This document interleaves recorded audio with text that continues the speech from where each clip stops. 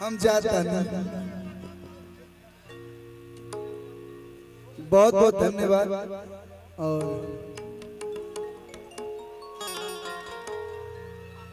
और हम सबके पापा आ गए इधर देखिए, हम सबके बाप हमारे अंकुश राजा जी, जो कि हम लोगों के बड़े संस्कारी। चाचा जी आपको दिल से एक बार और प्रणाम कि आपने अपने बच्चों के अंदर संस्कार इतना दिया है कि भोजपुरी इंडस्ट्री में मैं बहुत प्यार करता हूँ अनमोल भाई। ये आर्टिस्ट कितने अच्छे उससे मुझे लेना देना नहीं, क्योंकि मार्केट में है तो मेरे दुश्मन है।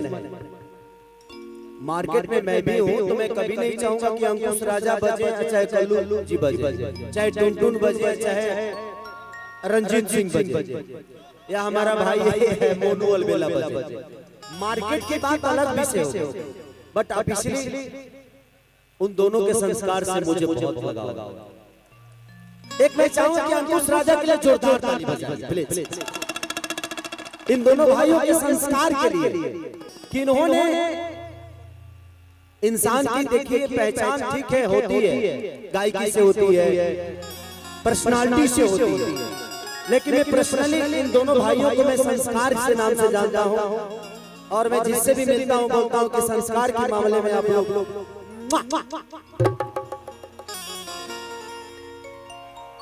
कि जय गणेश मंगल करना, विघ्न हरो गणेश,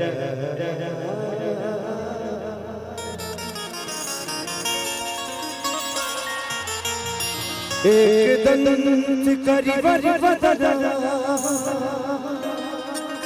सिद्धि करो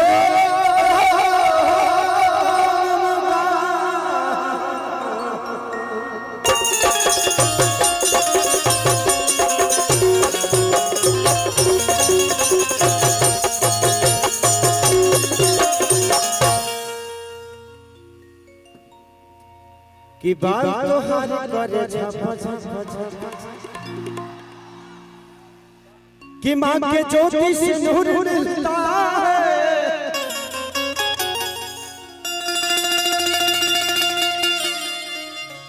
सभी के दिलों को सुरूर मिलता है,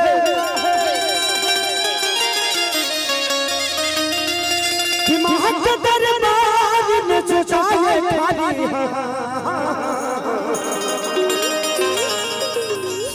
उसे कुछ न कुछ जरूर मिलता है।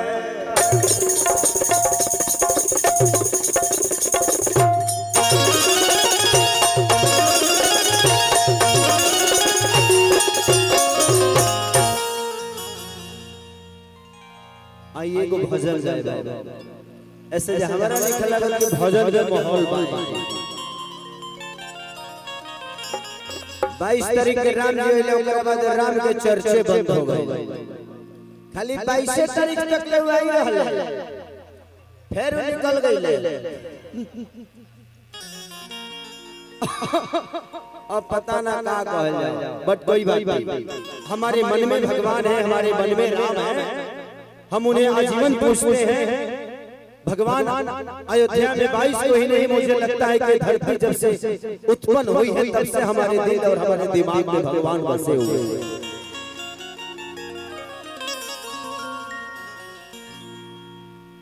कि वो रात सब है जुटल बाबा सेवकैया होता है राज,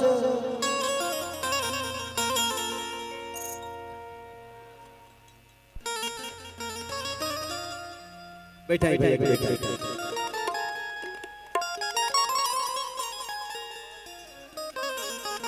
संजय लोकेश बाबा कहाँ है?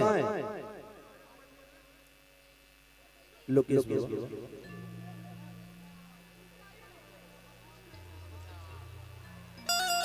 बाबा को बुला लो और भैया को बुला लो।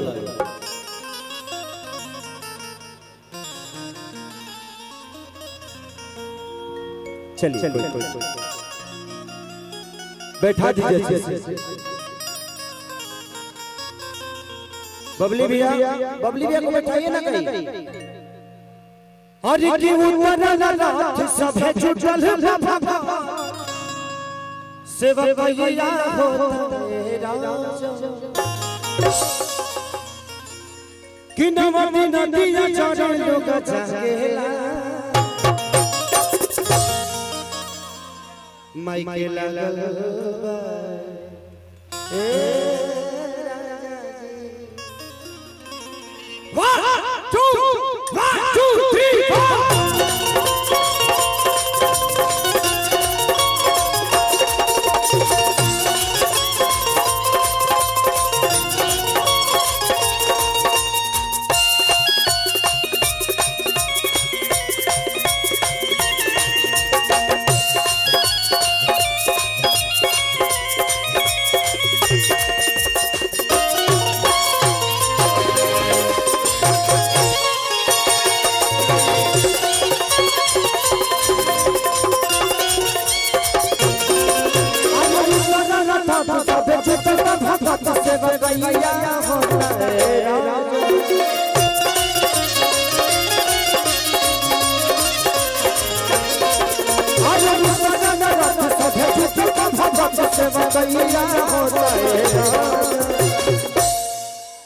थोड़ा सा पीछे हो जाएंगे, हमारे अपने ही सब है, तो इन भाइयों को प्रॉब्लम नहीं होगी, नहीं तो उसी की वजह से हल्ला होगा और प्रोग्राम खराब हो जाएगा।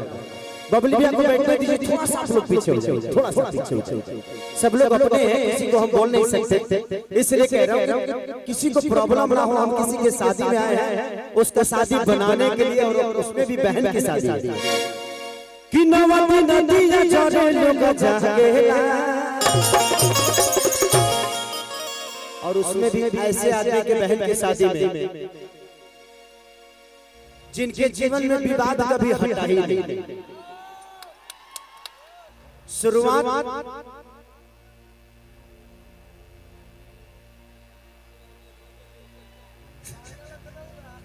कि जान मरल लखनऊआ कि गोरी तोरी चुनरी बंझलवा कि जान मरल वहां से शुरू हुए।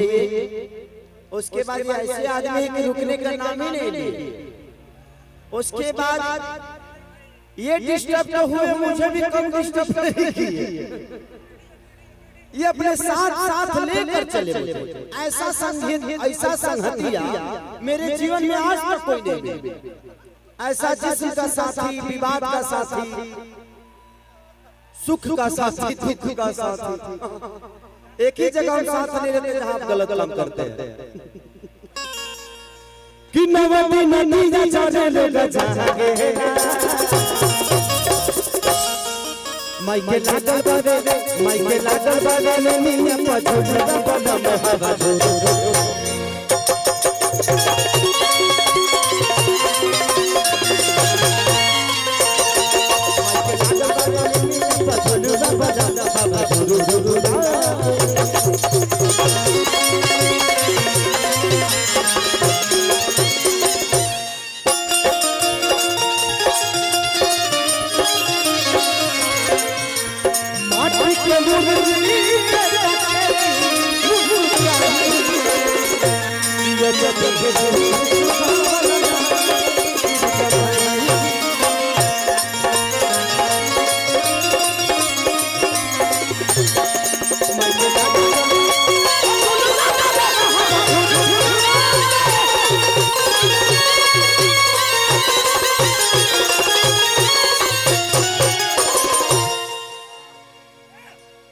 कि देख चटैया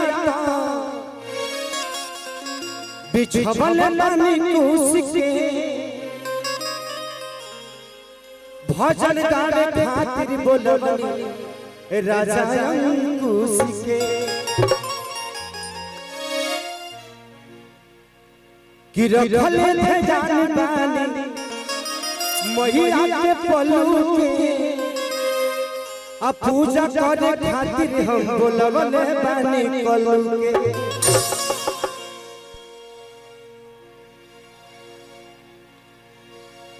कि टुन टुन रंजीत जहिले माई के भजन गावेला सोना सिंह आई बड़ी अलग जगावेला कि दरबार से सके हुन भागेला माई के लागल बारे माई के लागल बारे माई के लागल बारे ने अपजो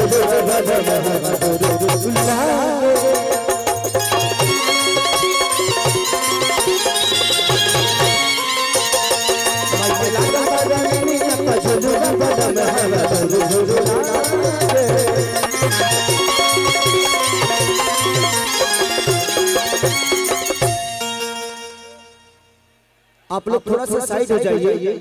एक बहुत प्यारी आर्टिस्ट, बहुत प्यारी गायिका हमारी बहन सेल्फी राज आई हुई है, तो प्लीज उस बेचारी को आने दीजिए। थोड़ा सा साइड हो जाएंगे तो भी आ जाएगा, तो थोड़ा सा साइड हो जाइए ताकि वो आ जाए मंच में, क्योंकि एक ऐसा मंच है कि ये गढ़ा महोत्सव से कम नहीं है।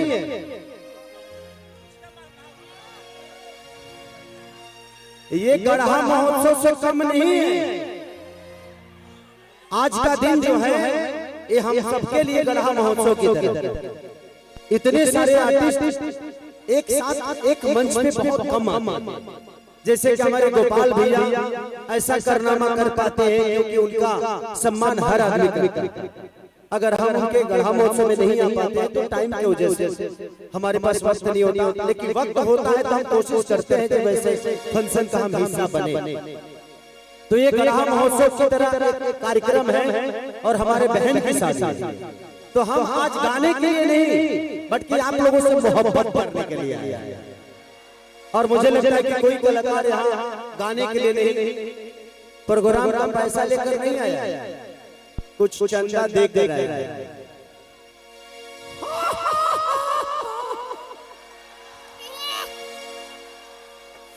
नहीं, मैं बोल दिया लोगों से कि कोई कार्यक्रम जो यहाँ हो रहा है, यहाँ कोई आया है तो पैसा लेकर नहीं आया, देकर आया। प्यार, मोहब्बत, सम्मान ये पैसे से ऊपर है बाबा, आप नहीं समझ पाएंगे, आपके बस की बात की बात कि बाबा जगदीश माई के अलग जगावे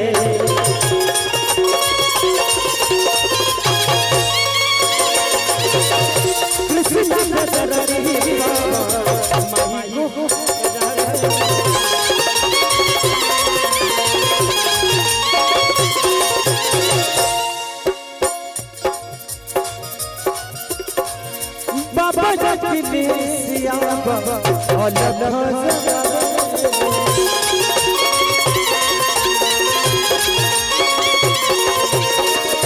कृष्ण